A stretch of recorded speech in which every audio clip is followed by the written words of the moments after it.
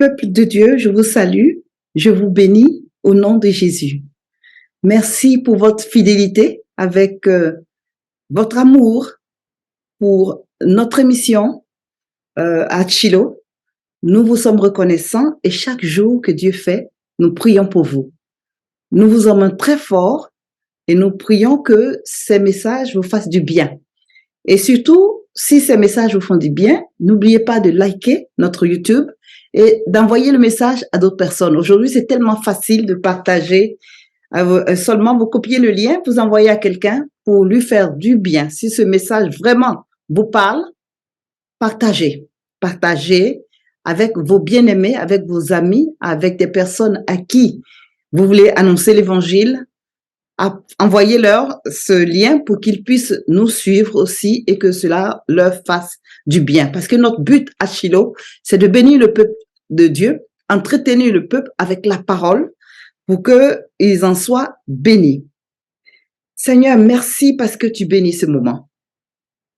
Béni sois-tu parce que tu nous écoutes. Béni sois-tu parce que tu nous parles. Utilise-moi comme ta servante et bénis ton peuple. Utilise-moi pour dire un mot à chacun. Utilise-moi pour encourager. Utilise-moi pour parler à ton peuple. Merci Père pour ce temps. Que ce message soit une bénédiction et que nous en soyons tous bénis dans le nom puissant de Jésus-Christ, j'ai prié. Amen. Alors, c'est un plaisir, comme d'habitude, de vous retrouver. La servante de Dieu que je suis, Pasteur Rose, je suis heureuse d'avoir à vous partager la parole. Je suis heureuse d'être celle que le Seigneur a choisie au travers de ce canal pour vous apporter la parole là où vous êtes, dans le pays où vous êtes, dans la maison où vous êtes, dans l'endroit où vous êtes. Dieu m'envoie pour vous parler, pour vous donner une parole qui va sûrement vous faire du bien. Parce que le but de notre mission, c'est vous faire du bien. Quel que soit ce que tu traverses, en écoutant la parole, je suis sûre que cela va te faire le plus grand bien. Parce que la parole guérit, la parole restaure, la parole bénit, la parole fortifie, la parole transforme, la parole fait des miracles. Et la parole, c'est Jésus. Alléluia. Alors, prenons nos Bibles dans Genèse chapitre 26. Nous allons lire à partir du verset 1. Il y eut une famine dans le pays, en plus de la première famine de l'époque d'Abraham, et Isaac se rendit vers Abimelech, le roi des Philistins à Guérar. L'Éternel lui apparut et dit, « Ne descends pas en Égypte, réside dans le pays que je vais t'indiquer. Séjourne dans ce pays-ci, je serai avec toi et je te bénirai, car je te donnerai toutes ces terres à toi et à ta descendance. Je tiendrai le serment que je fais à ton père Abraham. » Alléluia! Nous avons un grand Dieu qui tient sa parole, un grand Dieu qui ne ment pas, un grand Dieu qui garde son alliance avec quiconque fait alliance avec lui. Et ici, nous voyons la situation du fils d'Abraham. Nous savons comment il a appelé Abraham dès le début. Et Abraham, qui n'avait pas d'enfant, il lui avait promis de lui donner un enfant. Et à la fin, il lui a donné Isaac. Et c'est de ce Isaac-là que nous allons parler aujourd'hui. Isaac, le fils de la promesse. Isaac qui est venu de l'Éternel. Isaac, l'enfant promis à Abraham par Dieu. Isaac se retrouve seul, il a grandi, il est marié et il a commencé à faire sa vie normale. Et voici que dans le pays, il y a une grande famine qui arrive. Et logiquement, humainement, quand il y a une famine, quand il y a une situation, la famine ici peut représenter les problèmes, le manque, la solitude, les difficultés. Et quand il y a des problèmes comme ça, très souvent, l'instinct que nous avons, c'est de nous déplacer. Nous voulons aller ailleurs pour essayer de trouver une solution. Et c'est ce que Isaac, ici, a essayé de faire. Il a essayé de changer d'endroit pour aller chercher la solution de lui-même. Je suis sûre qu'il n'a pas pris le temps de prier. Il n'a pas pris le temps de demander à Dieu. Peut-être qu'il a fait.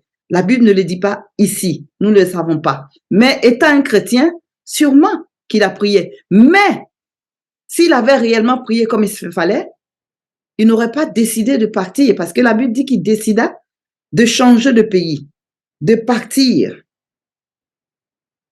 Mais le Seigneur lui a dit, non, tu ne vas pas aller où toi tu as choisi d'aller. Il voulait partir en Égypte. Dieu lui dit, ne descends pas en Égypte. Ne descends pas où j'ai sorti tes pères, d'où j'ai sorti tes pères. Dans l'Égypte ici, c'est l'esclavage, ça peut représenter le monde. Ne descends pas dans cet endroit qui ne me glorifie pas. Réside dans le pays que je vais t'indiquer. Alléluia. Réside dans le pays que je veux t'indiquer, que je vais t'indiquer. Quelle grâce! Quelle grâce de pouvoir parler à Dieu et que Dieu te parle. Quelle grâce de pouvoir écouter la voix de Dieu. Est-ce qu'aujourd'hui, nous chrétiens, est-ce que nous écoutons la voix de Dieu? Parce qu'il y a des personnes qui prient beaucoup, des heures et des heures. Ils jeûnent, ils prient. Mais est-ce que réellement, ils écoutent, ils s'attendent à recevoir de Dieu? Ici, quelle grâce Isaac a eue. Le Seigneur lui dit, ne descends pas, réside dans le pays que je vais t'indiquer. Ne l'a-t-il pas dit à Abraham aussi? Prends tes affaires, pars, je vais t'indiquer là où tu dois aller. Le Seigneur reprend la même chose avec le Fils. Il dit, je vais t'indiquer là où tu dois être dans cette famille. Combien de nous, parce que moi aussi je suis dedans, combien de nous prenons le temps de prier avant d'agir en tout ce que nous faisons? Avec Jésus, il n'y a pas de petites choses. En toutes choses, il dit, demandez-moi toutes choses. Tu as besoin de faire un pas en avant, demande-lui. Tu as besoin de prendre une décision, demande-lui. Tu veux faire une entreprise, demande-lui. Tu veux avoir une nouvelle affaire, demande-lui. Tu veux faire des changements, demande-lui. Dans ton entreprise, demande-lui. Dans ton foyer, dans ta santé, tout ce que nous faisons, le Seigneur veut faire partie de ce que nous entreprenons. Parce que c'est lui qui bénit. Et quand j'ai étudié ce passage, ça m'a beaucoup parlé. Et c'est un plaisir pour moi de pouvoir partager cela avec vous ici, maintenant. Les chrétiens d'aujourd'hui, nous devons rechercher vraiment à cette intimité avec le Seigneur. Parce qu'il est prêt à nous parler. Il est prêt à se révéler. Il est prêt à nous guider. Il est prêt, comme un berger, à nous diriger là où nous devons aller. Il est prêt à nous dire, comme un berger, à nous guider dans de verts pâturages. Parce que quand nous faisons les choses de nous-mêmes, à la fin, nous pouvons nous casser la tête. Et c'est pas ce que nous voulons. À la fin, nous avons des déboires. Parce que souvent, très souvent, nous nous précipitons dans les choses. Même au niveau du mariage, on ne consulte pas Dieu. Elle est belle, il est beau, alors on se jette. Et après, les conséquences sont graves. Il faut chercher la volonté de Dieu et écouter que la voix de Dieu nous revienne, que Dieu nous réponde, pour que nous ayons l'assurance que les choses vont bien se passer. Même quand c'est difficile, mais lorsqu'il est dans le bateau, il n'y a pas d'inquiétude à avoir. Il a le contrôle. Tant que nous nous donnons le contrôle du volant, il sera au volant pour nous et nous pourrons dormir tranquilles. Parce que quand Jésus était dans la barque avec les disciples, tout était bon jusqu'à ce que Jésus décide de les éprouver. Et quand ils ont commencé à paniquer, alors le Seigneur a fait taire les vagues et le vent. Donc nous avons, c'est encore une fois un exemple qui nous montre que il faut que Jésus soit dans notre barque. Il faut qu'il soit avec nous dans toutes choses, dans tout ce que nous faisons, dans nos études, dans notre santé, dans tout ce que, dans notre ministère, dans notre foyer, dans tout ce que nous faisons, nous voulons inviter le Seigneur. Abraham était un homme tellement intègre, un homme qui craignait tellement Dieu, que Dieu a gardé l'alliance qu'il avait avec lui. La Bible dit qu'il dit à son fils, je tiendrai le serment que j'ai fait à ton père Abraham à cause de l'alliance. Ici encore, ça nous parle. En tant que parents, les actes que nous posons, ça va rejaillir sur nos enfants. À cause de ce que Abraham était obéissant, à cause de ce qu'il craignait Dieu, la grâce est tombée sur son fils.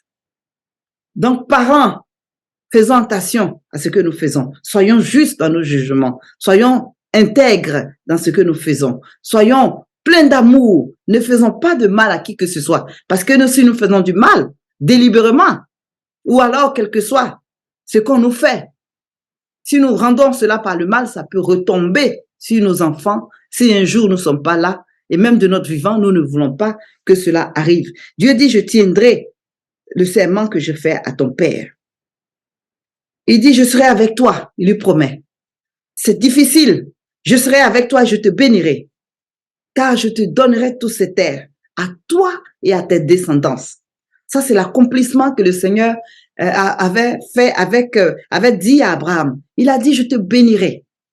Alors, pour que la bénédiction continue, Abraham est parti, il fallait que ça continue au travers de son fils, de son héritier.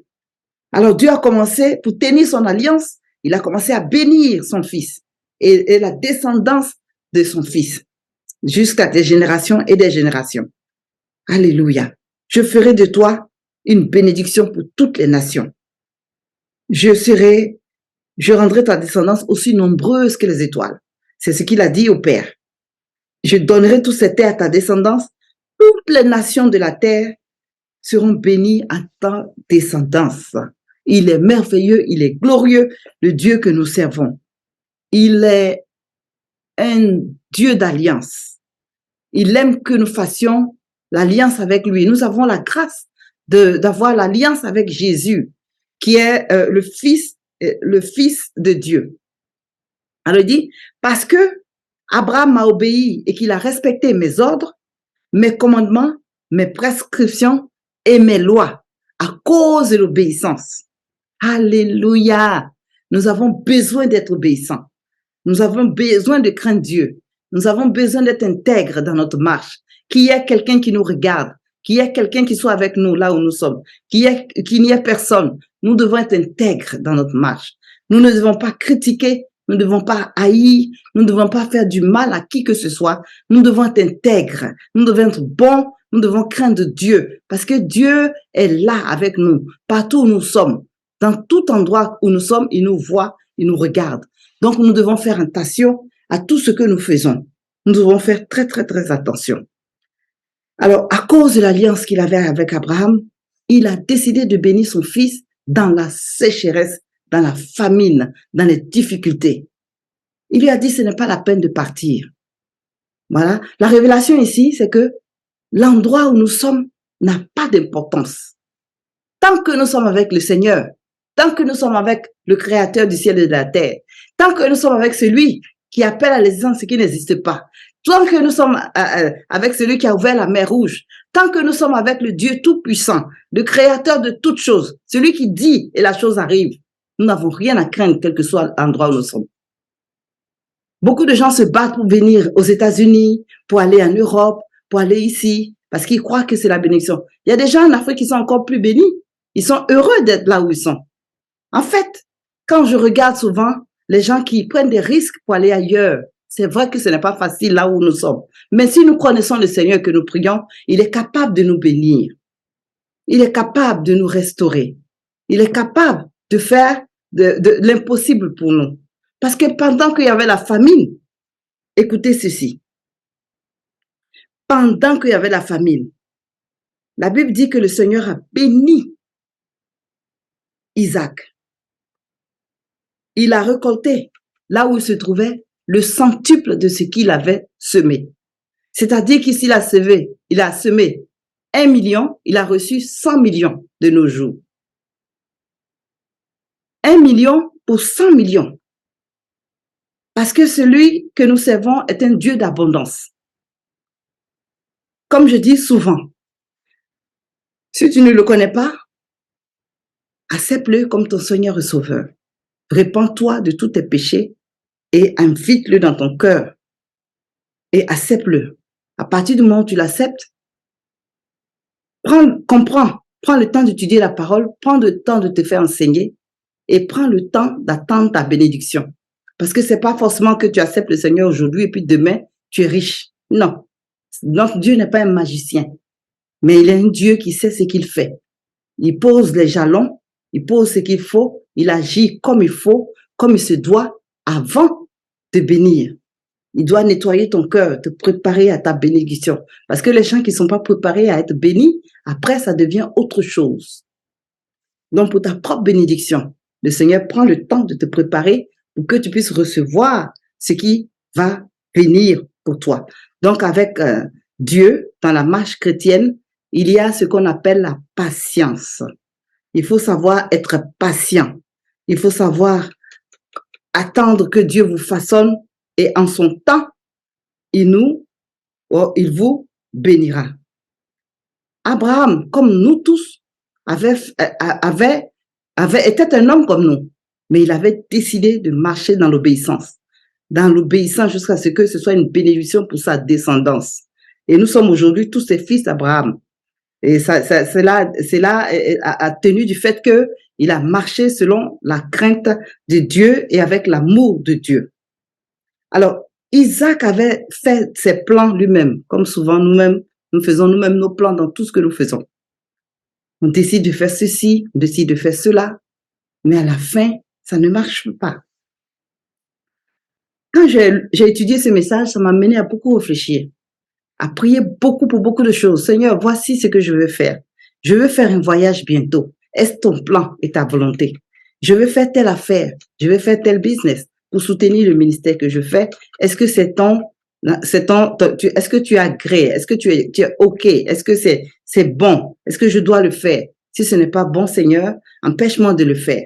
Je dois rencontrer telle personne pour parler d'affaires. Est-ce que c'est ta volonté? Si c'est pas ta volonté, Seigneur, empêche-moi de le faire. C'est comme ça qu'un enfant de Dieu devrait prier, parce que quand nous écoutons et recherchons que la voix de Dieu, nous allons réussir certainement, parce qu'il est le rocher, il est la source, il est le pourvoyeur et il sait toutes choses. Quand nous avons un danger au devant, il sait qu'il y a un danger. Quand ça sera difficile, il sait que ça sera difficile. Quand ça ne va pas aller, il sait que ça n'ira pas. Donc, en l'écoutant, ça nous évite des problèmes, ça nous évite des catastrophes, ça peut nous éviter aussi la prison, ça peut nous éviter l'échec, ça peut nous éviter la honte, parce que notre Dieu est celui qui nous tient dans ses bras. Il ne va pas permettre, si nous marchons avec intégrité avec lui, que nous ayons des problèmes. Quelle grâce Isaac ici a eu de savoir que dans la difficulté, dans les problèmes, dans le feu, le Seigneur lui a apparu pour lui parler. Ne descends pas en Égypte, mais reste là où je vais t'indiquer. Parce que c'est moi qui bénis, c'est moi qui restaure, c'est moi qui élève. Et à la fin, ce qu'il a dit, il a fait. Et même au centuple. Job a été restauré doublement, mais Isaac, la Bible dit qu'il a semé, il a récolté 100 fois. Que c'est merveilleux d'appartenir à Christ. Si tu marches avec Christ, si tu vis avec Christ, si tu connais Christ, sois patient, prie et cherche la volonté de Dieu dans tout ce que tu fais. Si tu marches avec lui et tu l'invites dans tout ce que tu fais, tu vas voir que tes affaires vont marcher. Lui, il ne se force pas. Le Seigneur Jésus ne force jamais sa présence en qui que ce soit. Il est gentleman. Il est doux. Il demande la permission. Il peut s'imposer, mais ne le fait pas. Il prend le temps. Il attend qu'on l'invite. Que vous soyez prêts pour lui. Que tu l'invites dans ton foyer. Ton foyer ne va pas. Il y a des difficultés, il y a des problèmes. Invite Jésus. Seigneur, mon mari et moi, on ne s'entend plus. Ma femme et moi, on ne s'entend plus. On ne fait que s'engueuler. On a des problèmes. Même quand on ne s'engueule pas, même quand il n'y a pas de palabre, mais il y a un froid. Seigneur, nous t'invitons dans notre foyer. Viens réchauffer notre foyer. Viens réparer notre foyer. À moins que vous voulez laisser le diable vous détruire. Mais si vous ne voulez pas laisser le diable vous détruire, invitez Jésus. Tu es un homme. Ne t'inquiète pas. Dieu est à tes côtés. Tu souffres parce qu'il y a des problèmes dans ton foyer. Invite Jésus. Il viendra. Il n'y a pas d'orgueil. Il va venir, il va t'aider. Tu es une femme, tu pleures. Tu es triste. Tu as besoin d'aide. Tu as besoin que Dieu t'aide. Invite Jésus-Christ dans ta vie. Il va venir et il va t'aider. Tout ce qu'il veut, c'est qu'on lui donne de la place. Et ce n'est pas difficile. C'est tellement facile que nous croyons que nous pourrons le faire. Mais non, c'est pas possible. Tu as tout essayé. Tu n'es pas fatigué d'essayer. Tu as essayé, ça ne marche pas. Tu as essayé, ça ne marche pas.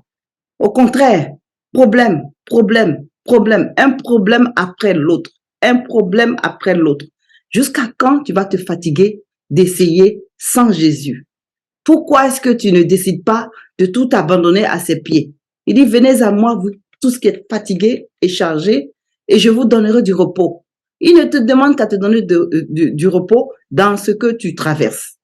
Invite-le dans la sécheresse. Invite-le dans tes finances. Invite-le dans tes affaires qui ne tournent plus. Invite-le dans ta santé. Invite-le dans l'éducation de tes enfants qui ne te coûtent plus. Invite-le quand tu as des manques. Invite-le quand tu as besoin d'affection et d'amour, ou tu es seul. Il y a une famine. Tu as besoin d'amour, tu as besoin de quelqu'un pour te tenir dans les bras. Tu as besoin d'un mari, tu as besoin d'une femme. Invite Jésus dans ta solitude. Invite Jésus dans tes voies. Invite-le. Confie-lui ce qui te regarde. Fais-lui surtout confiance qu'il va te délivrer et il viendra à ton secours pour changer ta situation. Parce que lorsqu'il apparaît, l'onction, la puissance qu'il a en lui, la puissance qu'il est, il change, il transforme, il bénit. La démonstration ici, il a béni Isaac quand tout allait mal. Il a béni le prophète Élie quand il y avait la sécheresse. Il lui a donné à manger pendant 3 ans et demi, lui et la veuve de Sarepta. Il lui a dit, j'ai préparé une veuve qui va te nourrir. La veuve était disposée à recevoir l'homme de Dieu. Et Élie a obéi, la femme a obéi, et ça produit le miracle pour les deux et pour l'enfant qui était là. Donc, tout est obéissance et écoutez la voix du Seigneur.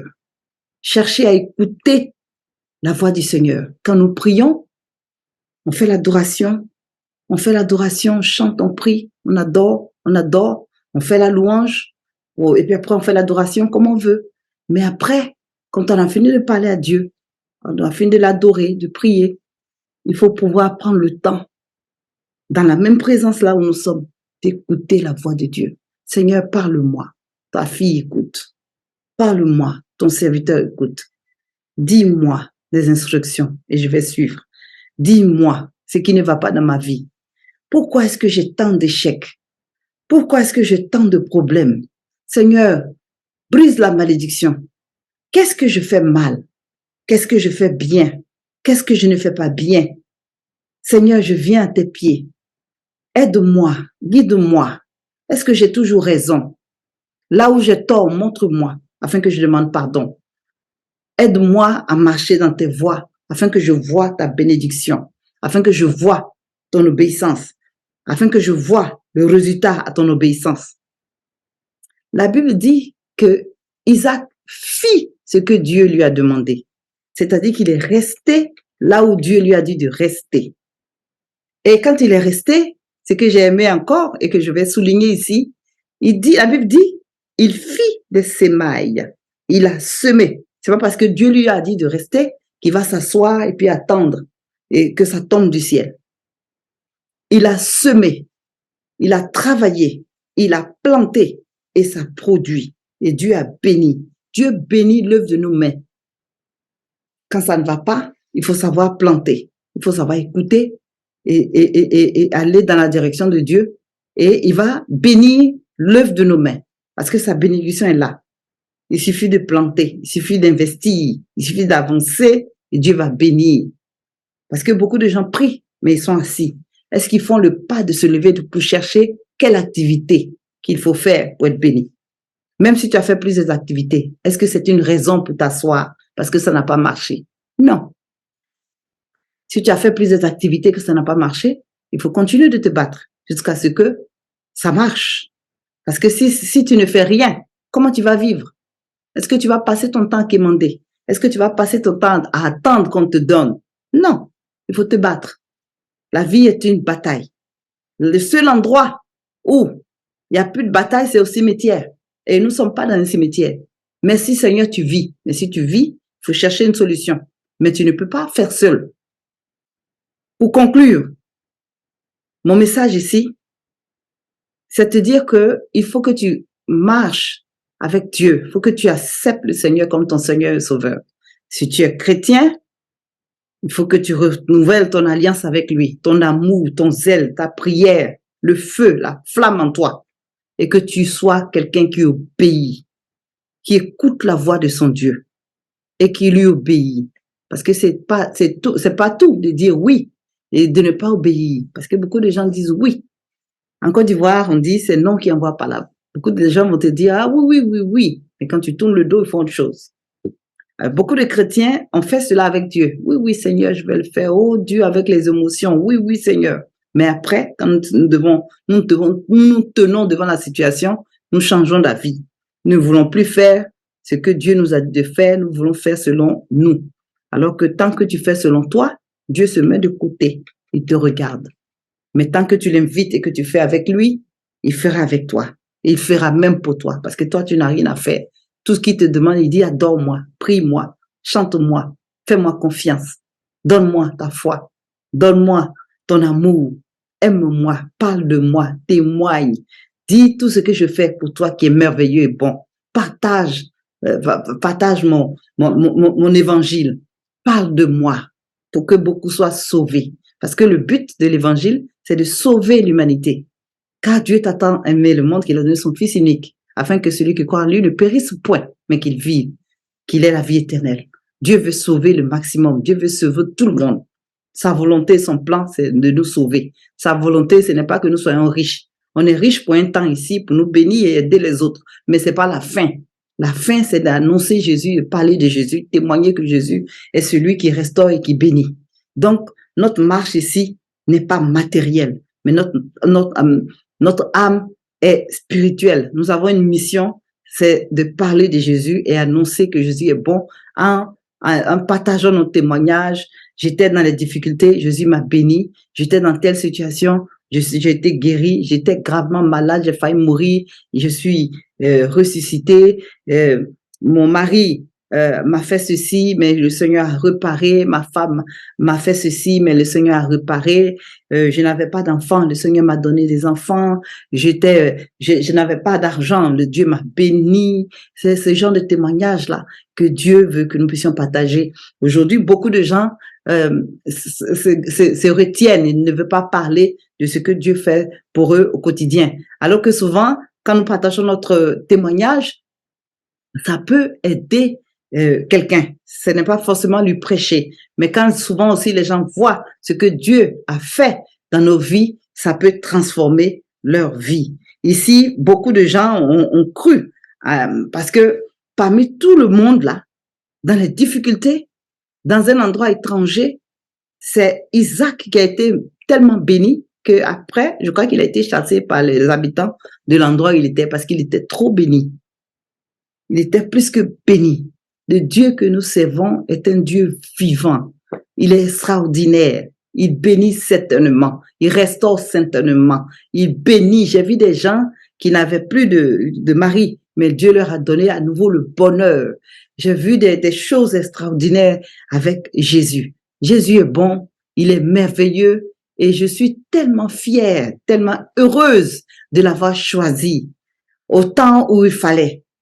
Je bénis Dieu parce qu'il m'a appelé, je bénis Dieu parce qu'il m'a sauvé, il m'a aimé le premier, il m'a permis de le connaître. Et quand je me suis convertie au début, j'étais tellement zélée et je maintiens et je prie que ce zèle-là soit toujours en moi. Ma sœur, maman Sylviane de Béni TV et moi, on était zélés, on était chauds, on voulait annoncer l'évangile au monde entier. Ouais, et je suis sûre que nous avons toujours ce zèle-là parce que nous étions vraiment feu flamme. Feu flamme. Même à notre papa, on allait vers notre père et on lui parlait aussi de l'évangile. De nos parents, on leur parlait aussi de l'évangile. Tellement nous sommes zélés. Et ce zèle-là est là. Personne ne peut nous enlever cela. Personne ne peut nous enlever cela parce que nous avons cru en Jésus. Nous avons cru en Jésus. Jésus a fait des choses extraordinaires pour nous. Et nous savons que le meilleur est à venir. Le meilleur va venir. En anglais, the best has to come. The best is not here yet, it's coming. So, nous croyons que le meilleur est en train de venir. Je suis en train de traduire. Vraiment, des fois, le français, c'est pas évident, mais on fait tout pour se maintenir et garder le français parce que il est merveilleux de parler sa langue pour pouvoir partager l'évangile. Donc, Isaac ici est un témoignage vivant du miracle de Dieu. Je pourrais vous citer plusieurs personnes pour qui Dieu agit effectivement. De nos jours ici, nous avons vu des gens être extraordinairement bénis. Et au temps de la parole de Dieu aussi, nous avons vu comment le Seigneur a changé la vie de la reine Esther, de Ruth, tellement de témoignages, de David, de petit berger qu'il était, de Joseph, d'Abraham lui-même, qui n'avait pas d'enfant, mais qui s'est retrouvé avec une multitude d'enfants, et des témoignages et des témoignages et des témoignages et des témoignages. Ce même Dieu-là qui agit pour l'aveugle de Jéricho, il est capable d'ouvrir les yeux. Il est capable de guérir les paralytiques. Il est capable de te guérir du cancer. Il est capable de te guérir de la maladie qui te fatigue. Il est capable de changer le cœur de ton épouse. Il est capable de changer favorablement le cœur de ton époux. Il est capable de transformer tes enfants et de leur donner l'obéissance. Il est capable de bénir tes affaires qui ne marchent pas. Il est capable de te révéler l'idée qui va faire que tu vas prospérer. Il est capable de te lever dans ton travail. Il est capable de te donner une promotion là où tu pensais que les hommes ne te donneront pas de promotion. Il est capable parce que c'est lui qui bénit. Mais il suffit d'être connecté avec lui. Il suffit d'être connecté à lui. Il suffit d'être son enfant. Il suffit de l'écouter. Il suffit de lui parler. Il suffit d'avoir des rapports intenses avec lui. Il est si bon. Je veux le louer à tout moment, en tout temps, en toute saison, quelles que soient les difficultés, quels que soient les manquements. Je veux m'accrocher à lui parce que j'ai espoir, j'ai foi qu'un jour, je vais témoigner pour sa gloire. Il est bon, il est merveilleux. Dieu veut avoir une conversation avec toi chaque jour. Il dit, je me tiens à la porte, je frappe. Celui qui m'entend et qui ouvre la porte, je vais rentrer chez lui, je vais souper avec lui. C'est-à-dire, celui qui m'invite, je viendrai chez lui. Jésus veut être avec toi. Alléluia. Alléluia. Alléluia. Donc, prends le temps de demander à Dieu avant d'entreprendre tout qui soit au centre de ta vie. Quelles que soient les circonstances, ne regarde pas les circonstances pour dire, oh, c'est fini pour moi, je ne serai pas béni, je ne sais pas quoi faire. La bonne nouvelle ce soir, c'est de te dire que l'endroit où tu es n'a pas d'importance. Même si tu es dans le désert, il peut te bénir, il peut trouver une situation pour te bénir. Quel que soit l'endroit où tu es, il peut te bénir. Tu peux être ici aux États-Unis et puis ne pas être béni. Alléluia. Et puis souffrir même plus que quelqu'un qui est ailleurs.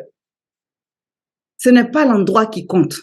Celui qui compte, c'est d'être dans le roi des rois. Celui qui bénit, la source de la bénédiction, la source d'eau intarissable, le véritable, le lion de la tribu de Juda, le pourvoyeur, le Jéhovah Jireh, celui qui va combattre pour toi, celui qui va pourvoir pour toi en tant que Jéhovah Jireh. Celui-là, il veut avoir une alliance avec toi. Il veut marcher avec toi. Par ce message qu'il me donne, c'est pour te démontrer que, quelles que soient les circonstances, ça n'a pas d'importance. Tant que tu es avec lui, tant qu'il est dans ta barque, tu es béni. Considère-toi béni et restauré. Jésus a dit quoi? Pour finir encore, Il dit, mes brebis écoutent ma voix. Je les connais, elles me suivent. Elles écoutent la voix. Donc, ça nous appelle encore à l'obéissance. Amen. Ça appelle encore à l'obéissance. Cela est dit dans Jean chapitre 10, verset 27. Mes brebis écoutent ma voix, je les connais et elles me suivent. Donc, pour terminer, chers amis, suivez Jésus. Écoutez la voix de Jésus. Il vous connaît. Et suivons-le.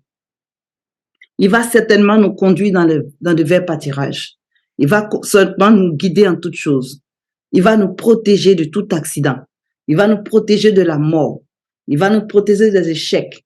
Il va nous protéger des mauvais contacts. Il va nous protéger des mauvaises alliances si nous suivons et nous écoutons sa voix. Il va nous éviter d'aller faire des alliances avec des personnes qui pourront nous amener en justice, qui vont nous créer des problèmes. Si tu pries, il va te révéler les choses cachées et il va te bénir au-delà de tes attentes. Le Dieu que je sers, il est capable, il est vivant. Je le vis agir et je le vois agir chaque jour. Chaque jour de nos jours, chacun de nous voit le Seigneur agir de cette façon. Il agit de cette façon. Donc, chers amis, comme Isaac, écoutons la voix de notre papa afin qu'il nous bénisse au centuple. Nous n'avons pas à nous inquiéter, nous n'avons pas à jeter des regards inquiets, nous n'avons pas à paniquer en regardant les circonstances, en regardant notre situation de manque, en regardant nos finances, en regardant le manque de travail. Si tu marches avec lui, il est capable de te bénir et de te guider là où il n'y a pas de solution. Il est la solution. Quand il rentre, il y a une solution. Vraiment, que le Seigneur vous bénisse et que Dieu soit avec toi, que Dieu soit avec vous, pardon, que Dieu vous bénisse de toutes sortes de bénédictions, qu'il vous aide dans votre marche en tant que chrétien et qu'il vous maintienne dans sa parole et qu'il vous aide, qu'il nous aide à lui obéir en toutes circonstances et à des enfants selon lui, à être appelés selon son nom avec dignité. Que Dieu vous bénisse. Et pour moi, ça a été vraiment un grand plaisir de vous entretenir. Que le Seigneur vous bénisse, votre servante Pasteur Rose, et nous nous reverrons à notre prochaine émission. En attendant, que Dieu vous garde et que Dieu vous donne la paix. Shalom. Shalom, shalom, shalom. Alors, écrivez-nous sur notre YouTube, écrivez-nous ou alors sur ma page Facebook, Pasteur Rose. Likez, suivez-nous et partagez. Que le Seigneur vous bénisse en attendant qu'on se retrouve la prochaine fois. Et levez-vous pour chercher des solutions avec Jésus. Ne vous asseyez pas, mais bougez et les choses vont bouger. Que Dieu vous bénisse et à très bientôt. Votre servante. Au revoir.